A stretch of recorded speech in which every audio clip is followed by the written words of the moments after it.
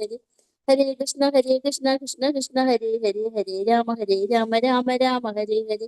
ഹരേ കൃഷ്ണ കൃഷ്ണ കൃഷ്ണ ഹരേ ഹരേ, ഹരേ രാമ രാമ രാമ ഹരേ ഹരേ.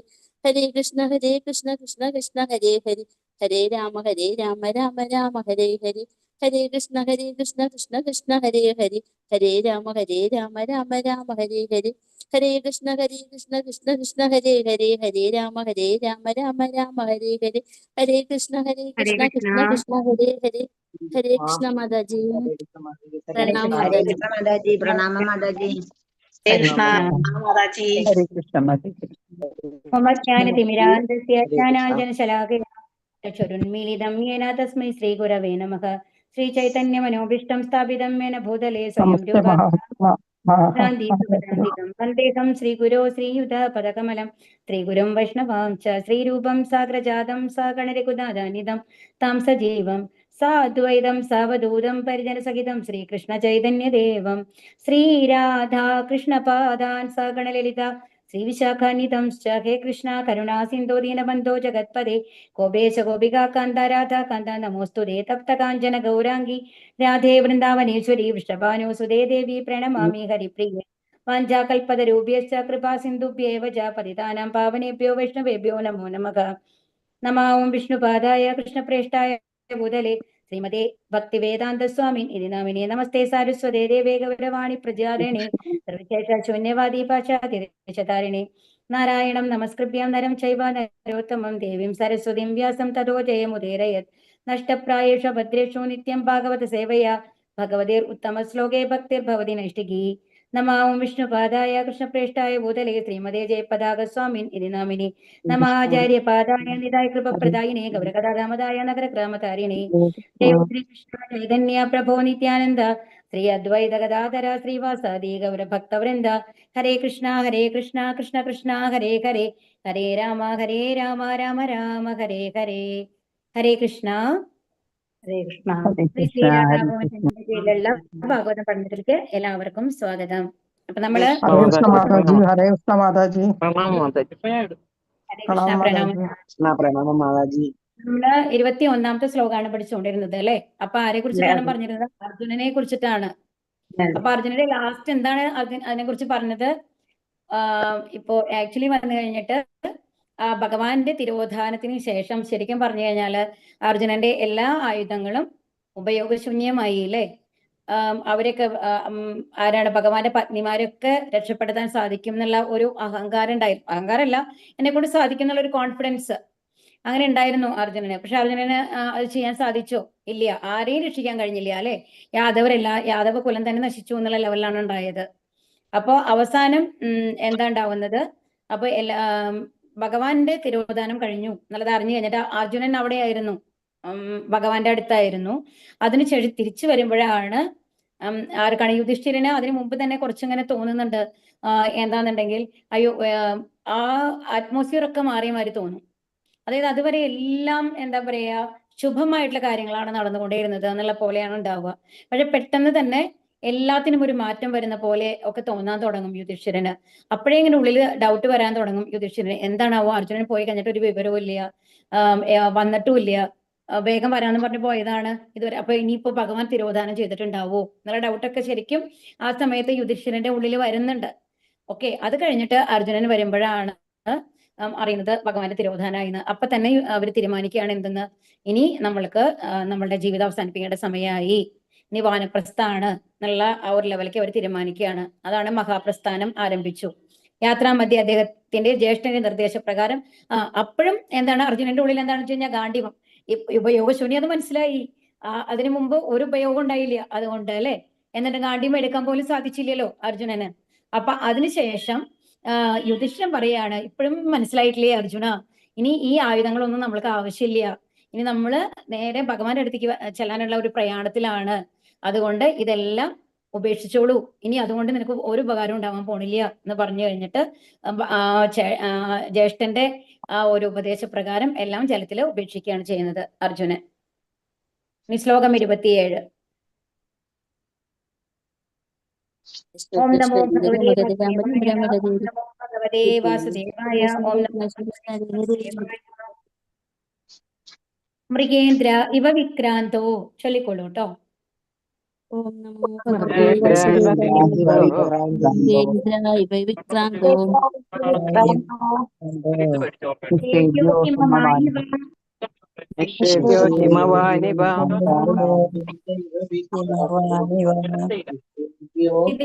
വസുദേവാസൗ. സൗ സഹിഷ്ണു പിതരാവിവ. സഹിഷ്ണോ വിതരാവിവ. സഹിഷ്ണു വിതരാവിവ. ഹരേ കൃഷ്ണ. മൃഗേന്ദ്രഃ സിംഹം ഇവ പോലെ വിക്രാന്തഃ പരാക്രമി നിഷേബ്യക അഭയം പ്രാപിക്കുന്നതിന് അർഹമായ ഹിമവാൻ ഹിമാലയ പർവ്വതം ഇവ പോലെ തിദിക്ഷുഹു സഹനം വസുധ ഇവ ഭൂമിയെ പോലെ അസൗ ഈ ശിശു സഹിഷ്ണുഹു സഹിഷ്ണുത പിതരൗ മാതാപിതാക്കളെ ഇവ പോലെ വിവർത്തനം ചില പ്രപാദിക്കിജെ ഈ ശിശു സിംഹത്തെ ശക്തിമാനും സിംഹത്തെ പോലെയായിരിക്കും കേട്ടോ. സിംഹത്തെ പോലെ ശക്തിമാനും ഹിമാലയ പർവ്വതത്തെ പോലെ അഭയപ്രദായകനും ഭൂമിയെ പോലെ സഹനശക്തിയുള്ളവനും മാതാപിതാക്കളെ പോലെ സഹിഷ്ണുത ഉള്ളവനായിരിക്കും. അപ്പൊ എന്താ ഇനി പറയുന്നത്? ഇനി പലരും ആയിട്ടുള്ള ആ ഒരു ഇതൊക്കെ പറഞ്ഞു കഴിഞ്ഞു, കമ്പാരിസൺ പറഞ്ഞു കഴിഞ്ഞു അല്ലെ, ഓരോ ഗുണങ്ങളും പറഞ്ഞു കഴിഞ്ഞു. ഇനിയിപ്പോ എന്താ പറയുന്നത്? ഇനി ശക്തിയിൽ എങ്ങനെയായിരിക്കും? സിംഹത്തിനെ പോലെ ആയിരിക്കും. അതുപോലെ ഹിമാലയ പർവ്വതം എന്ന് പറയുന്നത് ഏറ്റവും വലിയ പർവ്വതനിരയാണ് അല്ലെ. അത് എത്രയോ ജീവജാലങ്ങൾക്ക് അഭയമായിട്ടുണ്ട് എന്ന് ആലോചിച്ച് നോക്കൂ. എത്രയോ പക്ഷികളായാലും മൃഗങ്ങളായാലും അതിന്റെ ഉള്ളിലുണ്ട് അല്ലെ, കാട്ടുകളുണ്ട്. പിന്നെ അന്നത്തെ കാലത്ത് എന്നൊക്കെ പറയുമ്പോൾ ഹിമാലയ പർവ്വത പ്രദേശങ്ങളിലേക്കാണ് നമ്മൾ വാനപ്രസ്ഥം എന്ന് പറയുമ്പോൾ പോയിരിക്കുക. അപ്പൊ അങ്ങനെ അഭയപ്രദായകനാണ് ആര്? ഹിമാലയ പർവ്വതം. ഭൂമിയെ പോലെ സഹനശക്തി. അതുപോലെ അവിടെ എങ്ങനെയാണെന്നുണ്ടെങ്കിൽ അത്രയും എന്താ പറയാ, മരങ്ങളൊക്കെ ഭയങ്കര അങ്ങനെ കൂട്ടം ചേർന്നിട്ട് നിൽക്കുന്ന മാതിരിയായിരിക്കും. അപ്പൊ അങ്ങനെ നിൽക്കുന്നത് കാരണം കൊണ്ട് തന്നെ താഴെ മേലെന്ന് മഴ വീണ് കഴിഞ്ഞാൽ പോലും താഴേക്ക് വെള്ളത്തുള്ളി വീഴില്ല എന്നുള്ള പോലെ അത്രയും നിബിഡമായിരിക്കും എന്നാണ് കുറെ പർവ്വതങ്ങളൊക്കെ അവിടുത്തെ ഉണ്ടാവുന്നത്. അപ്പൊ ഒരു സൈഡൊക്കെ ഉണ്ടാവുന്നത്. അപ്പൊ അങ്ങനെയും അഭയം കൊടുക്കും എന്നുള്ളതാണ്. അപ്പൊ ഭൂമിയെ പോലെ സഹനശക്തി ഉള്ളവനാണ്. ഇനി മാതാപിതാക്കളെ പോലെ സഹിഷ്ണുത ഉള്ളവനായിരിക്കും. അപ്പൊ ഭൂമിയെ പോലെ സഹനശക്തി ഉള്ളത് വേറെ ആരെങ്കിലും ഉണ്ടോ എന്ന് ആലോചിച്ച് നോക്കൂ. നമ്മൾ എന്തൊക്കെയാണ് ഭൂമിയുടെ മേലെ ചെയ്യുന്നത് അല്ലെ? നമ്മൾ എപ്പോഴെങ്കിലും നടക്കുമ്പോൾ ആലോചിക്കാറുണ്ടോ ഈ ജീവനുള്ള ഒരു ഇതാണ് ഭൂമി എന്നുണ്ടെങ്കിൽ എന്തായിരിക്കും ആ ഭൂമിയുടെ റിയാക്ഷൻ? എന്തായിരിക്കും? ഭൂമി ദേവി എന്നുള്ള ലെവൽ കാണുകയാണ് നമ്മൾ ചവിട്ടിയോണ്ട് എടുക്കുകയാണെങ്കിൽ നമ്മുടെ ദേഷ്യം വരുമ്പോഴൊക്കെ, നമ്മൾ വേറെ ആരോടെങ്കിലും ദേഷ്യം വരുമ്പോഴൊക്കെ കാലൊക്കെ കൈയൊക്കെ എങ്ങനെയാണ് ഉപയോഗിക്കുക എന്ന് ആലോചിച്ച് നോക്കൂ. അത്രയും ഫോഴ്സ് ആയിട്ടാണ് അല്ലെ നമ്മൾ ചവിട്ടുക, അങ്ങനെയൊക്കെ ചെയ്യേണ്ടത്. അപ്പോൾ നമ്മൾ ആലോചിക്കേണ്ടത് നമ്മൾ വേറെ നമ്മുടെ മുമ്പിൽ നിൽക്കുന്ന ഒരാളോടുള്ള ദേഷ്യമാണ് നമ്മൾ അങ്ങനെ പ്രകടിപ്പിക്കുന്നത്. സത്യം പറഞ്ഞ ഒന്ന് ആലോചിച്ച് നോക്കൂ. പക്ഷെ നമ്മൾ ആരുടെ മേലെയാണ് പ്രയോഗിക്കുന്നത്? ഭൂമിയുടെ മേലെയാണ് അല്ലെ. അതുപോലെ ഭൂമിയിലത്തെ ഓരോ വസ്തുക്കൾ കൊണ്ടാണ് നമ്മൾ ഈ ഭവനങ്ങളായാലും വീടുകളായാലും ഒക്കെ നമ്മുടെ ഇതാവുന്നത്. ഒരു വാതിലൊക്കെ നമ്മൾ അങ്ങനെ ഫോഴ്സ് ആയിട്ട് അടയ്ക്കുക എന്നൊക്കെ പറയുമ്പോൾ ഒന്ന് ആലോചിച്ച് നോക്കൂ. അപ്പൊ നമ്മൾ ഒരിക്കലും മറ്റുള്ളവരുടെ പേഴ്സ്പെക്റ്റീവിൽ നമ്മൾ ഒരിക്കലും ചിന്തിക്കാറില്ല ഏത് പ്രവൃത്തികൾ നമ്മൾ ചെയ്യുമ്പോഴും എന്ന് ആലോചിക്കണം. അധികം പേരുടെ കാര്യമാണ് കേട്ടോ പറയണത്, സാമാന്യ ജനങ്ങളുടെ. അതായത് എന്നെ പോലെയൊക്കെയുള്ള ഒരാളുടെ ഒരവസ്ഥയാണ് ഞാൻ പറയുന്നത്. നമുക്ക് ദേഷ്യം വരുമ്പോൾ പെട്ടെന്ന് നമ്മൾക്കൊരു ഇമ്പൾസീവ് ഇതായിട്ട് നമ്മൾ എങ്ങനെ റിയാക്ട് ചെയ്യും നമുക്ക് പറയാൻ പറ്റില്ല. അപ്പൊ അത്രയും സഹനശക്തിയാണ് ആർക്കുള്ളത്? ഭൂമിക്കുള്ളത്. അപ്പൊ എത്ര കൊടുങ്കാറ്റ് അടിച്ചു കഴിഞ്ഞാലും മരങ്ങൾ വീണ് കഴിഞ്ഞാലും ഭൂമിക്ക് അറിയുന്നുണ്ടോ ഇല്ല എന്നുള്ളത് നമുക്കറിയില്ല. കാരണം ഒരു ശബ്ദവും നമ്മൾക്ക് അറിയാറില്ല അല്ലെ. അപ്പോൾ മാതാപിതാക്കളെ പോലെ സഹിഷ്ണുത ഉള്ളവനുമായിരിക്കും. അതുപോലെ മാതാപിതാക്കളെ പോലെ സഹിഷ്ണുത എന്നുള്ളത് എങ്ങനെയാ നമ്മൾക്ക് പറയാൻ സാധിക്കുക? ചെറിയൊരു കുട്ടി, ഒരു വാവ ജനിച്ചു വന്നിച്ചു, അത് കഴിഞ്ഞാൽ ആ കുട്ടിയുടെ എല്ലാ കാര്യങ്ങളും ഇപ്പൊ എന്നാലും ഒരു അമ്മയാണെന്ന് വെച്ചോളൂ, ഒരു ഉറക്കല്ലാണ്ട് ഫുൾ ആ കുട്ടിയെ നോക്കാനായിട്ട് റെഡി ആയിരിക്കും അല്ലെ. അത് എന്തുകൊണ്ടാണ്? ആ സ്നേഹം കൊണ്ടാണ്. ഒരിക്കലും നമ്മൾ തിരിച്ചൊന്നും എക്സ്പെക്ട് ചെയ്യുന്നില്ല. അപ്പോൾ അവരുടെ ആണെന്നുണ്ടെങ്കിൽ ഇപ്പൊ നമ്മൾക്കെന്ന് പറഞ്ഞു കഴിഞ്ഞാൽ ഒരു സാധാരണഗതിയിൽ ഒരു വിസർജ്യ വസ്തുക്കൾ എന്നൊക്കെ പറഞ്ഞു കഴിഞ്ഞാൽ നമ്മൾക്ക് വളരെ കഷ്ടമാണ്. എന്നുവെച്ചാൽ അതിന്റെ സ്മെല്ലൊക്കെ എന്ന് പറഞ്ഞാൽ. പക്ഷെ ഒരു കുട്ടി ജനിച്ചു കഴിയുമ്പോൾ നമ്മൾ അതെങ്കിലും അത് വൃത്തിയാക്കിക്കാനോ കഴിക്കാനോ ഒക്കെ ആർക്കെങ്കിലും സങ്കടം തോന്നാറുണ്ടോ? ഇല്ല അല്ലെ. അപ്പൊ എല്ലാത്തിനും അതുപോലെ അവർ എങ്ങനെ കരഞ്ഞു കഴിഞ്ഞാലും ആ സമയത്ത് ഉറക്കം ഒഴിച്ചിരുന്ന് അവരെ നോക്കാനായിട്ട് ഒരു അമ്മയോ അച്ഛനോ ഒക്കെ റെഡി ആയിരിക്കും. അത് അവര് പറയുന്ന കുത്തുവാക്കുകളോ അത് കുറച്ചും കൂടി വലുതായി കഴിഞ്ഞിട്ട് അവര് വലുതായി കഴിഞ്ഞിട്ട് ഇവർക്ക് പ്രായമാകുമ്പോഴും മക്കളുടെ റിയാക്ഷൻ ചിലപ്പോ എന്താ നിങ്ങൾക്ക് അതൊന്നും ചെയ്യാൻ പറ്റില്ലേ, ഇത്രയും കൂടി സാധിക്കില്ലേ എന്നൊക്കെ മക്കളുടെ വാക്കുകളൊക്കെ നമുക്ക് കേൾക്കേണ്ടി വരും ചില സമയത്ത്. ആ സമയത്താണെന്നുണ്ടെങ്കിലും മക്കളോടുള്ള സ്നേഹം കൊണ്ട് അത് സഹിക്കും അല്ലെ. അപ്പൊ അങ്ങനെയുള്ള അതാണ് സഹിഷ്ണുത എന്നുള്ളത് കൊണ്ട് ഉദ്ദേശിക്കുന്നത്. അപ്പൊ ഒരു കുട്ടിയെ നടത്താനായിട്ടാണെന്നുണ്ടെങ്കിലും എത്രയോ നമ്മൾ ശ്രമിക്കുന്നുണ്ട്. ഒരു കൊച്ചുകൂടി നടക്കാൻ തുടങ്ങുമ്പോൾ നമ്മൾ ഓരോ തവണ വീഴാതെ നോക്കി കൈപിടിച്ച് അങ്ങനെയാണ് നടത്തി കൊണ്ടുവരുന്നത് അല്ലെ. അവർക്കൊരു പോറൽ പോലും ഏൽക്കരുത് എന്ന് വിചാരിച്ചുകൊണ്ട്. അപ്പൊ അതൊക്കെ സഹിഷ്ണുതയുടെ ഒരു ഉദാഹരണമായിട്ട് നമ്മൾക്ക് പറയാം. അപ്പൊ മരങ്ങളെയാണ് മാതാപിതാക്കളെ പോലെ സഹിഷ്ണുത എന്നുള്ളത് നമ്മൾ വേറെ പറയുക. കാരണം എത്ര ചൂടാണെങ്കിലും ശരി, എത്ര തണുപ്പാണെങ്കിലും ശരി, അതെല്ലാം അവർ സഹിച്ചുകൊണ്ട് നിൽക്കുന്നുണ്ട് അല്ലെ, ഒരു റിയാക്ഷനും ഇല്ലാണ്ട്. അപ്പൊ അതാണ് സഹിഷ്ണുതയ്ക്ക് നമ്മൾ എക്സാമ്പിൾ ആയിട്ട് പറയുക സാധാരണ. ഭാവാർത്ഥം ചില പ്രപാദിക്ക് ജയ്. ശത്രുവിനെ വേട്ടയാടുന്നതിൽ അതിശക്തനാകുമ്പോൾ ഒരുവനെ സിംഹത്തോട് സാദൃശ്യപ്പെടുത്തുന്നു. ഒരാൾ ഭവനത്തിൽ ആട്ടിൻകുട്ടിയെ പോലെയും വേട്ടയിൽ സിംഹത്തെ പോലെയും ആകണം. സിംഹം ഒരിക്കലും ഒരു മൃഗത്തെ വേട്ടയാടുന്നതിൽ പരാജയപ്പെടുന്നില്ല. അതേപോലെ രാജ്യത്തലവനും ശത്രുവിനെ വേട്ടയാടുന്നതിൽ ഒരിക്കലും പരാജയപ്പെടാൻ പാടില്ല. വിഭവ സമൃദ്ധി അതുപോലെ ഇതാണ് അവര് പറയുന്നത്. ഇപ്പം ക്ഷത്രിയന്മാർക്ക് മൃഗങ്ങളെ കൊല്ലാനുള്ള അധികാരം നമ്മൾ കൊടുത്തിട്ടുണ്ടായിരുന്നു. നമ്മളുടെ വേട്ടയാടാറുണ്ട് അല്ലെ. ഇപ്പൊ പരീക്ഷിത് മഹാരാജാവാണെങ്കിലും വേട്ടയാടാനായിട്ട് കാട്ടിനുള്ളിൽ പോകുമ്പോഴാണ് എന്താണ് ദാഹം വന്നു കഴിഞ്ഞിട്ട് പോകുന്നത് അല്ലെ. ശമീക മുനിയുടെ ആ ഒരു ഇതിലേക്ക് പോകുന്നത്. അപ്പോ അതിനുള്ള അധികാരം അവർക്ക് ഉണ്ടായിരുന്നു. എന്തുകൊണ്ടായിരിക്കും അവർക്ക് അങ്ങനത്തെ ഒരു അധികാരം കൊടുത്തിട്ടുണ്ടാവുക? ആർക്കെങ്കിലും പറയാൻ സാധിക്കുമോ? ഹരേ കൃഷ്ണ. എന്തുകൊണ്ടാണ് ക്ഷത്രിയർക്ക് മൃഗങ്ങളെ വേട്ടയാടാം എന്നുള്ള ഒരു അധികാരം ഇപ്പോഴും കൊടുത്തിട്ടുണ്ട്? എന്തായിരുന്നു അതിന് കാരണം? ഹരേ കൃഷ്ണ.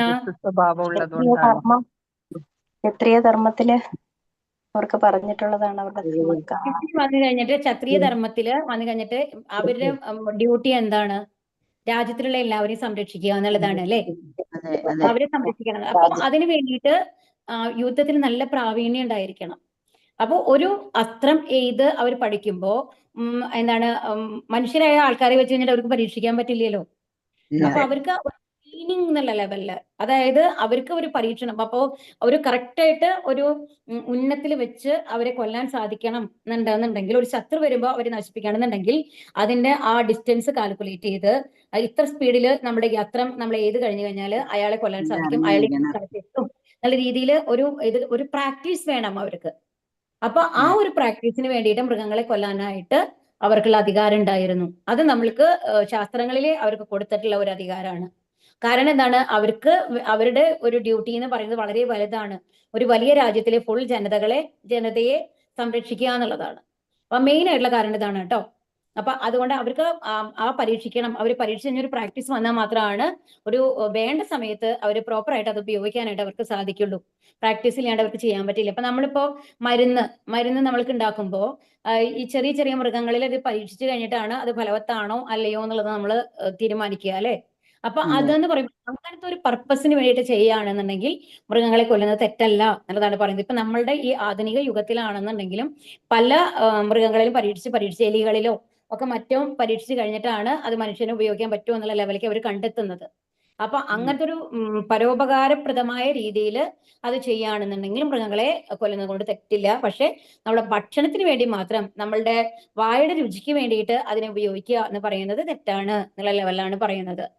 ഇപ്പൊ നമ്മൾ പറയുന്നുണ്ടല്ലോ, ഒരു സോൾജിയർ, ഒരു പട്ടാളക്കാരൻ തന്റെ രാജ്യത്തെ രക്ഷിക്കുന്നതിന് വേണ്ടിയിട്ട് അടുത്ത ശത്രു രാജ്യത്തിലെ ഒരാളെ പട്ടാളക്കാരനെ കൊന്നു കഴിഞ്ഞാൽ അത് തെറ്റല്ല.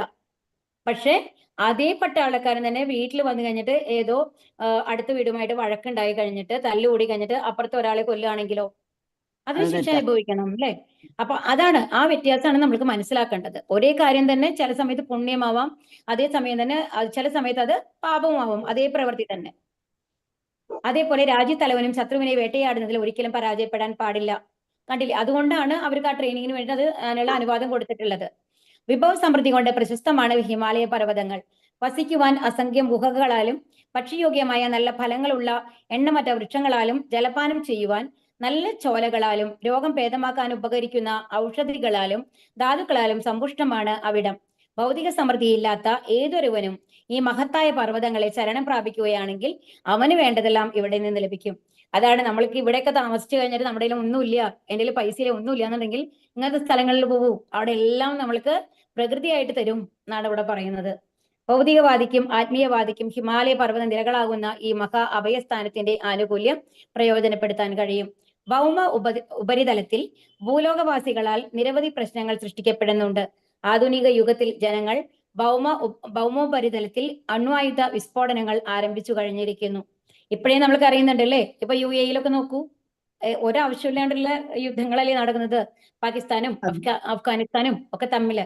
എന്നിട്ടും ഒരമ്മ ചെറിയ കുട്ടിയോട് ക്ഷമിക്കുന്നത് പോലെ ഭൂമി ഭൂലോക നിവാസികളോട് സഹനതയോടെ ഇരിക്കുന്നു. അപ്പൊ ഇത്രയൊക്കെ കാണുന്നുണ്ട്. ഭൂമിയെ മെതിച്ചിട്ടാണ് ഈ പരിപാടികളൊക്കെ ചെയ്യുന്നത്. ഒന്ന് ആലോചിച്ച് നോക്കൂ, ഒരു അണുവിസ്ഫോടനം എന്ന് പറഞ്ഞു കഴിഞ്ഞാൽ നമ്മൾ ആളുകൾ മരിക്കുന്നതിനെ കുറിച്ച് നമ്മൾ സങ്കടപ്പെടാറുണ്ട്. എത്രയോ ബിൽഡിങ്ങുകൾ നശിക്കുന്നു, അങ്ങനെയൊക്കെ നടക്കുന്നുണ്ട് അല്ലെ. അതോടൊപ്പം ഈ ഭൂമിയിൽ എത്ര താപമാണ് ഉണ്ടാവുന്നത്, എത്ര മരങ്ങളാണ് നശിച്ചു പോകുന്നത്.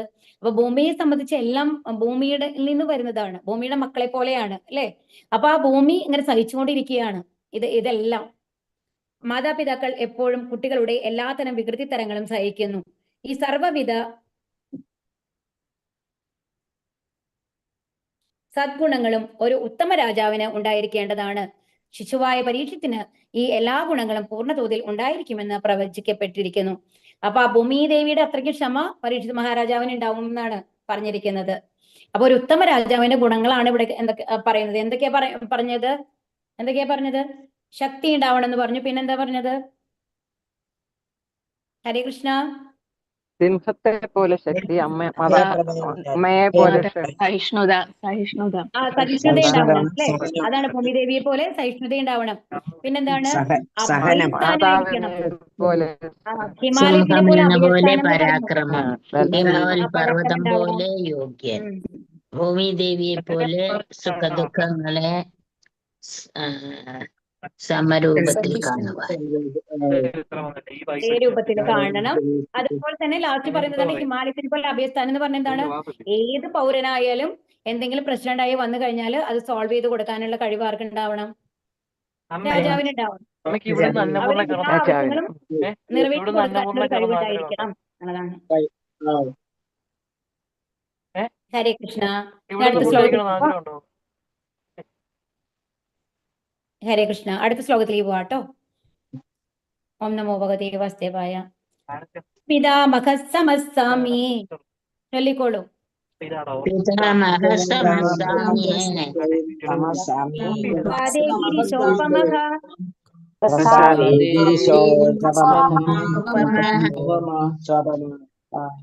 ആശ്രയ സർവഭൂതാനാം യഥാ ദേവോരമാശ്രയഃ.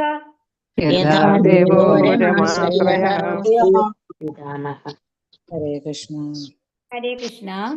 പിതാമഹ പിതാമഹൻ അഥവാ ബ്രഹ്മാവ്, സമഹ തുല്യശ്രേഷ്ഠൻ, സാമ്യേ ഇക്കാര്യത്തിൽ, പ്രസാദേ ദാനത്തിൽ അഥവാ ഉദാരതയിൽ, ഗിരിശ ശിവദേവൻ, ഉപമഹ താരതമ്യം ചെയ്യുക, ആശ്രയക ആശ്രയം, സർവ എല്ലാം, ഭൂതാനാം ജീവാത്മാക്കളുടെ, യഥാ പോലെ, ദേവക പരമ പുരുഷ ഭഗവാൻ, രമ ആശ്രയക പരമ ദിവ്യോത്തമ പുരുഷൻ.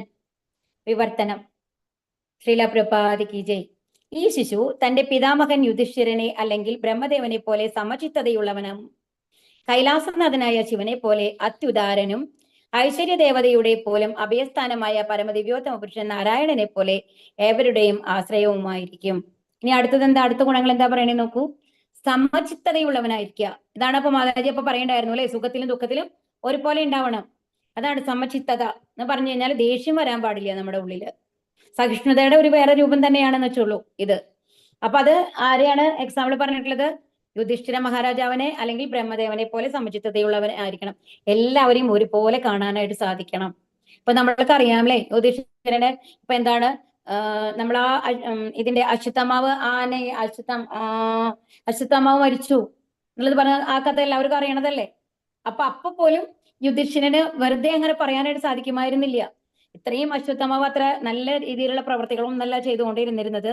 അങ്ങനത്തെ ഒരു ചീത്ത ഇന്റൻഷനുള്ള ഒരാളെ പോലും നശിപ്പിക്കും വേണ്ടിയിട്ട് ഒരു നുണ പറയാന്ന് പറയുന്നത് യുധിഷ്ഠിര മഹാരാജാവിനെ കൊണ്ട് സാധിക്കുന്ന കാര്യമായിരുന്നില്ല. എന്നിട്ട് എന്താ പറഞ്ഞത്? ആനയ്ക്ക് അശ്വത്ഥമാവെന്ന് പേരിട്ടിട്ട് ആ ആന ചത്ത് കഴിയുമ്പോഴാണ് എന്ത് പറയുന്നത്? പറഞ്ഞു അവർ മരിച്ചു എന്നുള്ള രീതിയിൽ പറയുന്നത് അല്ലെ യുധിഷ്ഠിരൻ. പറയുന്നത്. അപ്പൊ അതാ പറയുന്നത്. അപ്പൊ അവരെ സംബന്ധിച്ച് മൃഗങ്ങളായാലും ശരി, മനുഷ്യരായാലും ശരി, എല്ലാവരെയും ഒരേപോലെ കാണാൻ സാധിക്കുന്ന ഒരാളായിരുന്നു യുധിഷ്ഠിര മഹാരാജാവ് എന്ന് പറയുന്നത്. അതുപോലെ കൈലാസനാഥനായ ശിവനെ പോലെ അത്യുദാരനാണ്.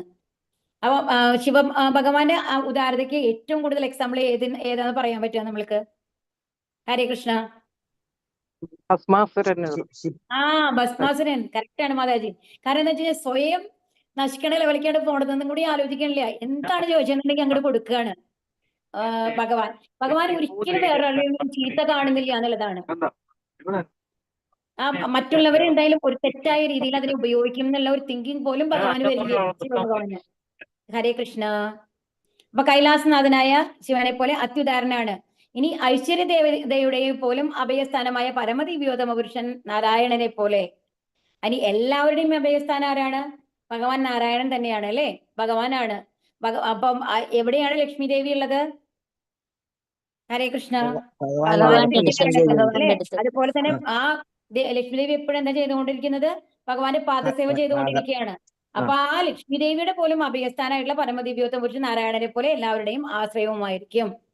അപ്പൊ ഇതിന് മുമ്പത്തെ ഇതിലെന്താ പറഞ്ഞത്? ഹിമാലയ പർവ്വതത്തിനെ പോലെ അഭയസ്ഥാനമായിരിക്കും എന്ന്.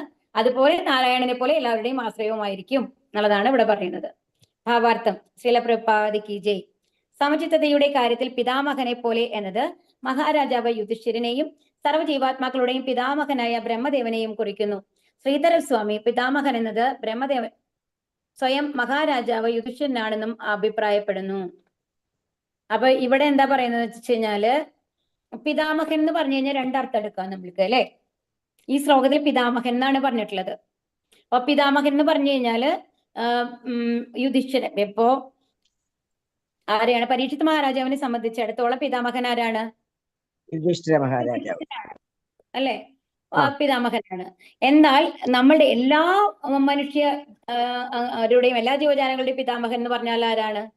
ബ്രഹ്മദേവൻ. ബ്രഹ്മദേവനാണ്. കാരണം ആദ്യം എന്താണ് ലോട്ടസ്, അതായത് താമരപ്പൂവില് ബ്രഹ്മാവ് വന്നതിന് ശേഷമാണ് സൃഷ്ടി തുടങ്ങുന്നത് അല്ലെ? രണ്ടാമത്തെ സൃഷ്ടി തുടങ്ങുന്നത്. അപ്പോൾ പിന്നെ മനുക്കളാണ് ഉണ്ടാകുന്നത്. മനുക്കളിൽ ത്രൂ ആണ് അടുത്ത ലെവലിലേക്ക് പോകുന്നത്. പ്രജാപതികൾ എന്ന് പറഞ്ഞല്ലോ, ഇതിനു മുമ്പത്തെ ഒരു ശ്ലോകത്തിൽ പറയേണ്ടായി അല്ലെ?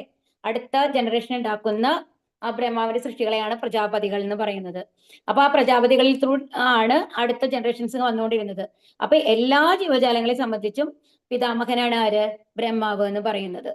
അപ്പം ആ രീതിയിലും പറയാം. അപ്പൊ ഈ പിതാമഹൻ എന്നുള്ളത് ഒന്നിലോ യുധിഷ്ഠിരനെ നമ്മൾക്ക് എടുക്കാം, അല്ലെങ്കിൽ ബ്രഹ്മാവിനെ എടുക്കാം. രണ്ടുപേരുടെ കാര്യത്തിലാണെങ്കിലും രണ്ടുപേരും സമചിത്തതയുള്ളവരായിരുന്നു എന്നുള്ളതാണ്. അപ്പൊ ഇവിടെ ശ്രീധരസ്വാമിയുടെ ഇതിലെന്ന് പറയുന്നത് അദ്ദേഹം വലിയൊരു വൈഷ്ണവനാണ് കേട്ടോ. ഒരുപാട് പുസ്തകങ്ങൾ എഴുതിയിട്ടുണ്ട് ശ്രീധരസ്വാമി. അപ്പോ അദ്ദേഹം ആണ് പറയുന്നത് എന്ന് ബ്രഹ്മദേവനെയാണ് കുറിക്കുന്നത് എന്ന് പറയുന്നു ശ്രീധരസ്വാമി. എന്നാൽ വിശ്വനാഥ ചക്രവർത്തി എന്താ പറയുന്നത്? മഹാരാജാവ് യുധിഷ്ഠിരനാണെന്നും പറയപ്പെടുന്നു. എന്നാൽ രണ്ടായാലും തെറ്റൊന്നുമില്ല. ഇരുവരും പരമദിവ്യോത്തമ പുരുഷന്റെ ആധികാരിക പ്രതിനിധികളാകയാൽ ഇരുവരുടെയും ഉപമ തുല്യ ശ്രേഷ്ഠതയുള്ളതാകുന്നു. ഇരുവരും ജീവാത്മാക്കളുടെ ക്ഷേമകർമ്മങ്ങളിൽ വ്യാപൃതരാകുകയാൽ രണ്ടുപേർക്കും സമചിത്തത കാത്തു സൂക്ഷിക്കേണ്ടതുണ്ട്. ഭരണത്തലപ്പത്ത് ഇരിക്കുന്ന ഉത്തരവാദിത്വമുള്ള ഏതൊരു ഭരണ നിർവാഹക പ്രതിനിധിക്കും താൻ ആർക്കു വേണ്ടിയാണോ പ്രവർത്തിക്കുന്നത് അവരുടെ തന്നെ വിവിധ തരത്തിലുള്ള കടന്നാക്രമണത്തെ സഹിക്കേണ്ടതായി വരുന്നു അല്ലെ? ഏത് ഭരണാധികാരി എടുത്തു കഴിഞ്ഞു കഴിഞ്ഞാലും ആരെങ്കിലും അതിനൊപ്പോസ് നമ്മൾ ഏതൊരു കാര്യം ഇപ്പൊ ഒന്ന് വേണ്ട എന്തെങ്കിലും ഒരു കാര്യം പറയാണ്, ഒരു സ്റ്റേറ്റ്മെന്റ് പറയുകയാണെന്ന് വെച്ചോളൂ. അപ്പൊ ഒന്ന് വേണ്ട, ഇപ്പൊ ആരെങ്കിലും ഒരു ആളെ കാണുമ്പോ ഒരാള് പറയാണ്, ഓ അവരെ കാണാൻ നന്നായിട്ടുണ്ട് എന്നുള്ള ഒരു സ്റ്റേറ്റ്മെന്റ്, സിമ്പിൾ സ്റ്റേറ്റ്മെന്റ്, അവരെ കാണാൻ നന്നായിട്ടുണ്ട്. അതിന് എത്ര ഒപ്പോസിഷൻ വരും? അവിടെ ഒരു 30 പേരുണ്ടെന്നുണ്ടെങ്കിൽ 30 പേർക്ക് 30 അഭിപ്രായം ഉണ്ടാവും. ചിലർ പറയും കറക്റ്റ് ആണ്, നല്ലതായിട്ടുണ്ടെന്ന്. ഏത് ആംഗിളാണ് നിങ്ങൾ പറയാൻ സാധിക്കുക എന്നുള്ളതായിരിക്കും മറ്റുള്ളവരുടെ. അപ്പൊ ഒരു അഭിപ്രായം എന്നുള്ളത് നമ്മൾക്ക് ഇമ്പോസിബിൾ ആണ് ഈ ഭൗതിക ലോകത്ത്. ആത്മീയ ലോകത്ത് അങ്ങനെയല്ല. ഭൗതിക ലോകത്ത് എപ്പോഴും ഒരു ഡ്യുവാലിറ്റി ഉണ്ട്, ദ്വന്ദ്വമുണ്ട്. എല്ലാത്തിനും ഒരേ കണ്ണുകൾ കൊണ്ട് നമുക്ക് കാണാനായിട്ട് സാധിക്കില്ല. അതായത് എന്താ പറയാ, ഒരേ അഭിപ്രായം വരിക എന്ന് പറയുന്നത് നടക്കുന്ന കാര്യമല്ല ഏതൊരു സംഭവമാണെങ്കിലും. അപ്പൊ എസ്പെഷ്യലി ഭരണാധികാരികളുടെ കാര്യമാണെന്നുണ്ടെങ്കിലും ഒരു വികസന പ്രവർത്തനം ഒരാൾ ചെയ്യുകയാണെന്നുണ്ടെങ്കിൽ അതിനെ എതിർക്കാനായിട്ട്, അതിൽ കുറ്റം കണ്ടുപിടിക്കാനായിട്ട് അപ്പുറത്ത് നിറയെ പേരുണ്ടാവും. ചിലപ്പോൾ അവർ പറയുന്ന പോയിന്റും കറക്റ്റ് ഉണ്ടായിരിക്കാം കേട്ടോ. അതാണ് പറയുന്നത്. അപ്പൊ അതുകൊണ്ട് തന്നെയാണ് ഇവിടെ പറയുന്നത് അവരുടെ തന്നെ വിവിധ തരത്തിലുള്ള കടന്നാക്രമണത്തെ സഹിക്കേണ്ടതായി വരുന്നു. ഭഗവാന്റെ പരമ പരിപൂർണതയിലുള്ള ഭക്തകളായ ഗോപികമാരാൽ പോലും ബ്രഹ്മദേവൻ വിമർശിക്കപ്പെട്ടിട്ടുണ്ട്. അപ്പൊ ബ്രഹ്മദേവനെ എന്താണ് ഗോപികമാര് വിമർശിച്ചിട്ടുണ്ട്. അതെന്താണെന്നാണ് അടുത്ത് പറയുന്നത് കേട്ടോ. വളരെ മനോഹരമായിട്ടുള്ള ഒരു ഇതാണിത്. ഈ പ്രത്യേക പ്രപഞ്ചത്തിന്റെ സ്രഷ്ടാവായ ബ്രഹ്മദേവൻ സൃഷ്ടിച്ച കണ്ണിമകൾ കൃഷ്ണ ഭഗവാനെ വീക്ഷിക്കുന്നതിൽ അവർക്ക് വിഘ്നം സൃഷ്ടിക്കുന്നതാകയാൽ ബ്രഹ്മദേവന്റെ സൃഷ്ടിയിൽ ഗോപികമാർ അസംതൃപ്തരായിരുന്നു. എന്താണ് പറയണത്? ആ നമ്മളുടെ കണ്ണിങ്ങനെ അടയ്ക്കാണ്ടി വെക്കാൻ പറ്റില്ല അല്ലെ? ഒരു പർട്ടിക്കുലർ ടൈം കഴിഞ്ഞാൽ എന്തായാലും നമ്മളുടെ കണ്ണിമകൾ അടഞ്ഞു തുറക്കും. അത് കണ്ണിന്റെ പ്രൊട്ടക്ഷന് വേണ്ടിയിട്ടാണ് അങ്ങനെ ചെയ്തിട്ടുള്ളത്. പക്ഷെ അവരെന്താ പറയുന്നത്? ആ ഒരു സെക്കൻഡ്, മൈന്യൂട്ട് ഓഫ് സെക്കൻഡ് സമയം ആ ഭഗവാന്റെ ദർശനം ഞങ്ങൾക്ക് നിഷേധിക്കുകയാണ് ചെയ്തിട്ടുള്ളത്, ഈ കണ്ണടയുന്നത് കാരണം കൊണ്ട്. അതുകൊണ്ട് ബ്രഹ്മദേവന് വിവരമില്ല. അതുകൊണ്ടാണ് ബ്രഹ്മദേവൻ ഇങ്ങനെ സൃഷ്ടിച്ചിട്ടുള്ളത് എന്ന് ഗോപികമാർ പറയുന്നു എന്നാണ് പറയുന്നത്. തങ്ങളുടെ പ്രിയതമനായ ശ്രീകൃഷ്ണ ഭഗവാന്റെ ദർശനം തടസ്സപ്പെടുന്നതിനാൽ ക്ഷണനേരത്തെ ഇമ ചിമ്മുന്നത് പോലും അവർക്ക് സഹിക്കാൻ സാധ്യമായിരുന്നില്ല. ആകയാൽ ഉത്തരവാദിത്വമുള്ള ഒരു വ്യക്തിയുടെ സർവ്വ പ്രവൃത്തികളെയും വിമർശിക്കുന്ന നൈസർഗിക ഗുണമുള്ള മറ്റുള്ളവരെ കുറിച്ച് എന്തു പറയാനാണ്? അതാണ് ബ്രഹ്മദേവന് പോലും വിമർശനം നേരിടുമ്പോൾ ബാക്കിയുള്ളവരുടെ അവസ്ഥ എന്താണ് എന്ന് പറയാണ്. അതേപോലെ എത്രയും ഗോപികമാർ അങ്ങനെ എല്ലാത്തിനും കംപ്ലൈന്റ് പറയുന്ന ആൾക്കാരല്ല. അവരത്രയും അവർക്ക് എന്ന് പറഞ്ഞിട്ട് സ്വയം എന്ന് പറഞ്ഞ ഒരു ഇതില്ല. ഭഗവാന് വേണ്ടി മാത്രം സമർപ്പിച്ച ആൾക്കാരാണ് അല്ലെ? അപ്പൊ നമ്മൾക്ക് 3 പ്രകൃതി ഗുണങ്ങൾ ബാധിച്ച നമ്മളുടെ അവസ്ഥ എന്തായിരിക്കും? എല്ലാത്തിനും വിമർശനം തന്നെയായിരിക്കും അല്ലെ? അതേപോലെ ശത്രുക്കളാൽ സൃഷ്ടിക്കപ്പെട്ട നിരവധി പ്രതിസന്ധികളെ മഹാരാജാവ് യുധിഷ്ഠിരന് തരണം ചെയ്യേണ്ടതായി വന്നിട്ടുണ്ട്. അത്തരം ചില നിർണായക സാഹചര്യങ്ങളിലും മാനസിക സമചിത്തത കാത്തു സൂക്ഷിക്കുന്നതിൽ അദ്ദേഹം അത്യന്തം പ്രവീണനാണെന്ന് തെളിയിച്ചിട്ടുണ്ട്. ആകയാൽ മാനസിക സമചിത്തത കാത്തു സൂക്ഷിക്കുന്നതിൽ ഇരു പിതാമഹന്മാരുടെയും ദൃഷ്ടാന്തം തികച്ചും അനുയോജ്യമാകുന്നു. അതുപോലെ എത്ര ശത്രുക്കൾ വന്ന് ആക്രമിച്ചു കഴിഞ്ഞാലും ഒരിക്കലും യുധിഷ്ഠിരന് അവരോടൊന്നും ഒരു വിദ്വേഷം തോന്നിയിട്ടില്ല.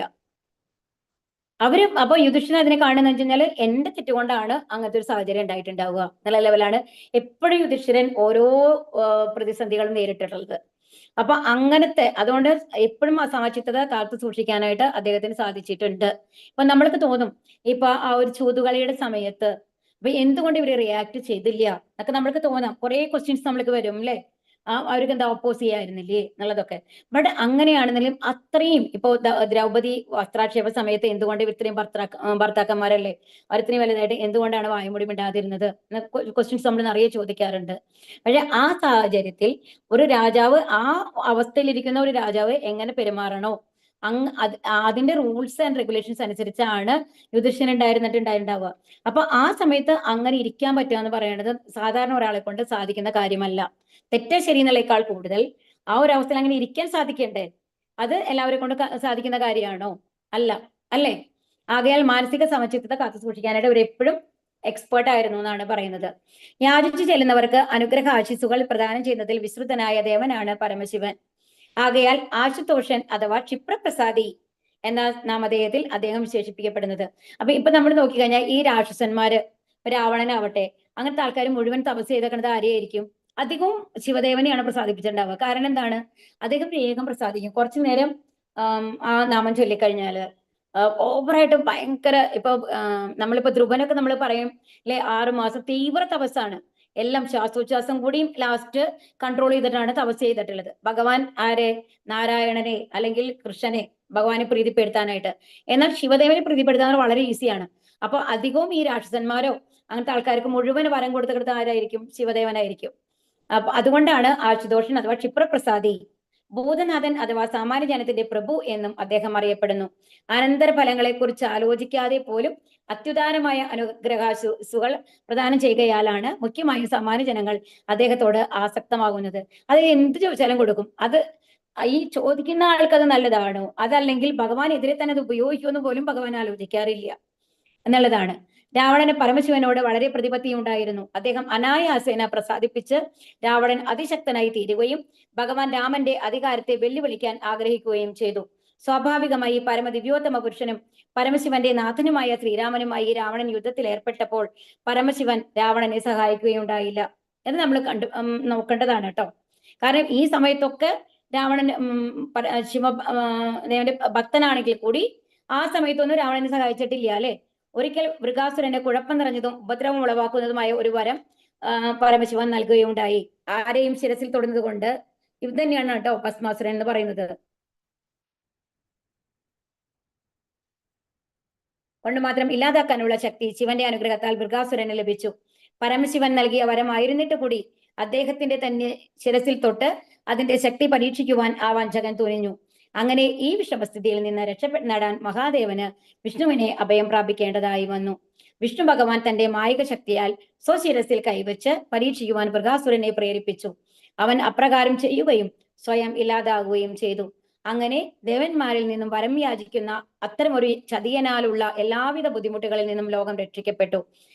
ഇതിലെ വിശേഷ ആശയം എന്തെന്നാൽ പരമശിവൻ ആർക്കും ഏത് സമ്മാനവും ഒരിക്കലും നിഷേധിക്കുന്നില്ല എന്നതാണ്. ആകയാൽ ചിലപ്പോൾ എന്തെങ്കിലും തരത്തിലുള്ള പിശക് സംഭവിച്ചാലും അദ്ദേഹം ഏറ്റവും ഉദാരശീലനാണ്. അത്രയും സ്നേഹമാണ്, കാരുണ്യാണ് ആർക്ക്? ശിവദേവനുള്ളത്. അതുകൊണ്ടാണ് ഉദാരശീലൻ എന്ന് പറയുന്നത്. രമ എന്നാൽ ഐശ്വര്യദേവത എന്നാണ് അർത്ഥം. അവരുടെ അഭയസ്ഥാനം ഭഗവാൻ വിഷ്ണുവാകുന്നു. ഭഗവാൻ വിഷ്ണു സർവ്വ ജീവാത്മാക്കളുടെയും പരിപാലകനാണ്. ഈ ലോകത്തിൽ മാത്രമല്ല, സോറി,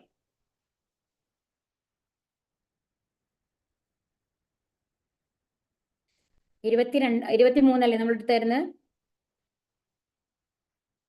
അതെ 23. ഇവിടെ അല്ലേ നമ്മൾ എടുത്തിരുന്നത്? അല്ലേ, ഇതിപ്പോ എത്രാമത്തെ? 24 ആയിട്ടുള്ളൂ അല്ലെ. ഇതാണ്. എല്ലാ ദേവന്മാരിൽ നിന്നും ഇത് കഴിഞ്ഞതാണ്. ഇപ്പൊ നമ്മള് വിഷ്ണു ഭഗവാനെ കുറിച്ചിട്ടല്ലേ പറഞ്ഞിരുന്നത്. ആത്മസാക്ഷാത്കാരത്തിനുള്ള പുരോഗമന പാതയിൽ ജീവിതത്തിന് ആവശ്യമായ എല്ലാ അവശ്യ സൗകര്യങ്ങളും ഈ ജീവാത്മാക്കൾക്കെല്ലാം നൽകപ്പെടുന്നു. എന്നാൽ ഇന്ദ്രിയ ആസ്വാദനത്തിന്റെ പാതയിൽ മായാശക്തി വഴി അവർ വിഷമസന്ധിയിൽ ആക്കപ്പെടുന്നു. അപ്പൊ ആക്ച്വലി നമ്മൾ 3 തരത്തിലാണ് പറയുക അല്ലെ. നമ്മളുടെ എന്താണ് അവതാരങ്ങൾ എന്ന് പറയുമ്പോൾ വിഷ്ണു, ബ്രഹ്മ, വിഷ്ണു, ശിവ. അപ്പം ഒരാളുടെ അനിഹിലേഷൻ, അതായത് അവസാനത്തെ നാശം എന്ന് പറയുന്നത് ആരുടെ കൈ കൊണ്ടാണ്? ശിവദേവന്റെ കൈ കൊണ്ടാണ്. സൃഷ്ടി എന്ന് പറയുന്നത് ബ്രഹ്മാവിന്റെ കൈ കൊണ്ടാണ്. പക്ഷേ സംരക്ഷിക്കുന്നത് ആരാണ്? പരിപാലകൻ എന്ന് പറയുന്നത് വിഷ്ണുവാണ്. അപ്പോൾ ഈ ലോകത്ത് ഒരു ജീവൻ വരുന്നുണ്ടെങ്കിൽ അത് മരമാകട്ടെ, മൃഗമാകട്ടെ, ഒരു മനുഷ്യനാകട്ടെ, ആര് ജനിച്ചു കഴിഞ്ഞാലും അവർക്ക് ജീവിക്കാനുള്ള എല്ലാ വസ്തുവകകളും അപ്പൊ തന്നെ ഭഗവാൻ പ്രദാനം ചെയ്യും എന്നുള്ളതാണ്. എല്ലാവർക്കും കൊടുക്കുന്നുണ്ട്. പക്ഷേ നമ്മൾ എന്താ വിചാരിക്കുന്നത്? മായാശക്തിയിൽ അടിമപ്പെട്ടിട്ട് എന്ത് ചെയ്യുന്നു? എല്ലാം നമ്മളുടേതാണ് എന്ന് പറഞ്ഞിട്ട് നമ്മൾ അതിനെ കൈക്കലാക്കാൻ ശ്രമിക്കുകയാണ്. നമ്മൾക്ക് വേണ്ടാത്തതും കൂടി, നമ്മൾക്ക് ആവശ്യമുള്ളതിനേക്കാൾ കൂടുതലാണ് നമ്മൾ എടുത്തുകൊണ്ടിരിക്കുന്നത്. അപ്പൊ അങ്ങനെ അവർ സാമ്പത്തിക അഭിവൃദ്ധി എന്ന ഒരു അബദ്ധ പദ്ധതിയുടെ പന്താവിൽ സഞ്ചരിക്കുന്നു. ഒരിക്കലും നമ്മൾക്ക് 25 കൊല്ലം 30 കൊല്ലം ജീവിക്കാനുള്ള സാധനങ്ങളൊക്കെ നമ്മൾ ചേർത്ത് വെക്കുന്നത് ഒരിക്കലും ഭഗവാൻ പറയുന്നില്ല. അപ്പപ്പോ നമ്മൾക്ക് ജീവിക്കാനുള്ള വസ്തുതകൾ നമ്മൾക്ക് കിട്ടിക്കൊണ്ടിരിക്കും എന്നുള്ളതാണ്. അത്തരം സാമ്പത്തിക അഭിവൃദ്ധി മായികമായതിനാൽ ഒരിക്കലും വിജയപ്രദമാകുന്നില്ല. ഇത്തരം വ്യക്തികൾ സദാ മായിക ഐശ്വര്യ ദേവതയുടെ കൃപയ്ക്ക് പിന്നാലെ പായുകയാണ്. എന്നാൽ ഐശ്വര്യ ദേവതയ്ക്ക് ഭഗവാൻ വിഷ്ണുവിന്റെ അഭയത്തിന് കീഴിൽ മാത്രമേ വസിക്കാൻ കഴിയുകയുള്ളൂ എന്ന് അവരറിയുന്നില്ല. വിഷ്ണു ഇല്ലാത്ത പക്ഷം ഐശ്വര്യ ദേവത വെറും മായയാണ്. ആകയാൽ നാം ഐശ്വര്യ ദേവതയുടെ സംരക്ഷണം നേരിട്ട് കാക്ഷിക്കുന്നതിന് പകരം ഭഗവാൻ വിഷ്ണുവിന്റെ സംരക്ഷണം തേടണം. ഭഗവാൻ വിഷ്ണുവിനും അദ്ദേഹത്തിന്റെ ഭക്തർക്കും മാത്രമേ ഏവർക്കും സംരക്ഷണം നൽകാൻ കഴിയുകയുള്ളൂ. മഹാരാജാവ് പരീക്ഷിത്ത് സ്വയം ഭഗവാൻ വിഷ്ണുവിന്റെ സംരക്ഷണത്തിൽ ആകയാൽ അദ്ദേഹത്തിന്റെ ഭരണത്തിന് കീഴിൽ വസിക്കാൻ ആഗ്രഹിക്കുന്ന ഏവർക്കും പൂർണ്ണ സംരക്ഷണം നൽകുവാൻ അദ്ദേഹത്തിന് തികച്ചും സാധ്യമായിരിക്കുന്നു. ഇവിടെ നമ്മൾ ഇത് വളരെ ഇമ്പോർട്ടന്റ് ആയിട്ടുള്ള ഒരു പോയിന്റ് ആണ് കേട്ടോ. ഒരേ ഒരു മിനിറ്റ് സമയമായി. അപ്പൊ ഇതിൽ എന്താ പറയണെന്നുണ്ടെങ്കിൽ, ഇപ്പോൾ നമ്മൾക്ക് തോന്നുന്നു നമ്മൾക്ക് എല്ലാവർക്കും വേണം, പൈസ വേണം, ഐശ്വര്യം വേണം. അതിനു വേണ്ടിയിട്ടാണ് ഓരോരുത്തരും ആഗ്രഹിക്കുന്നത്. അതിനു വേണ്ടിയിട്ടാണ്. ഇപ്പൊ ഭഗവാനെയും നമ്മൾ അഭയം പ്രാപിക്കുന്നത് എന്തിനു വേണ്ടിയിട്ടാണ്? നമ്മൾക്ക് സമാധാനമായിട്ട് ജീവിക്കണം എന്നുള്ളത് കൊണ്ടാണ് അല്ലെ. പക്ഷെ നമ്മൾ എന്താ മനസ്സിലാക്കേണ്ടതെന്നുണ്ടെങ്കിൽ, നമ്മൾ ഒരു സാമ്പത്തിക പുരോഗതിക്ക് വേണ്ടിയിട്ടൊക്കെയാണ് ഏറ്റവും കൂടുതൽ ബുദ്ധിമുട്ടുന്നത്. ഒരു നല്ല വീട്, നല്ല കാറ്, നല്ല സൗകര്യങ്ങൾ എന്നുള്ള ലെവലിൽ അതിന് വേണ്ടിയിട്ടുള്ള പ്രയത്നങ്ങളാണ് നമ്മൾ ലൈഫ് ലോങ് ചെയ്യുന്നത്. അപ്പൊ നമ്മൾ എന്തിനു വേണ്ടിയിട്ടാണ് ശ്രമിക്കുന്നത്? ലക്ഷ്മി ദേവിക്ക് വേണ്ടിയിട്ടാണ് ശ്രമിക്കുന്നത്. പക്ഷേ നമ്മൾ എന്താ മറന്നു പോകുന്നത് എന്നുണ്ടെങ്കിൽ, ലക്ഷ്മി ദേവി ഒരിക്കലും വിഷ്ണുവിന്റെ നെഞ്ചത്താണ് ലക്ഷ്മി ദേവി ഉള്ളത്. അപ്പൊ വിഷ്ണു ഭഗവാൻ ഇല്ലാത്ത ഇടത്ത് ലക്ഷ്മി ദേവി ഇരിക്കാൻ സാധ്യമല്ല. അപ്പൊ നമ്മൾ എന്ത് വേണം? ലക്ഷ്മി ദേവിയെ പ്രീതിപ്പെടുത്താനല്ല നമ്മൾ ശ്രമിക്കേണ്ടത്. ആരെ പ്രീതിപ്പെടുത്താനാണ് ശ്രമിക്കേണ്ടത്? വിഷ്ണു ഭഗവാനെ അല്ലെങ്കിൽ ഭഗവാൻ കൃഷ്ണനെ പ്രീതിപ്പെടുത്തി കഴിഞ്ഞാൽ എന്താ ഉണ്ടാവുന്നത്? ഓട്ടോമാറ്റിക് ആയിട്ട് ലക്ഷ്മി അവിടെ ഉണ്ടാവും. നമ്മളുടെ വീട്ടില് ഭഗവാൻ വിഷ്ണു ഉണ്ട്. അല്ലെങ്കിൽ ഇപ്പൊ അതുകൊണ്ടാണ് ഇപ്പൊ ഭാഗവത ബുക്ക് വാങ്ങി കഴിഞ്ഞാൽ ഭഗവാനെ കൊണ്ടുവരികയാണ്. അപ്പൊ ഭഗവാനെ കൊണ്ടുവരുമ്പോ ഭഗവാന്റെ കൂടെ ആരാ ഉണ്ടാവുക? ലക്ഷ്മി ദേവി ഉണ്ടാവും അല്ലേ?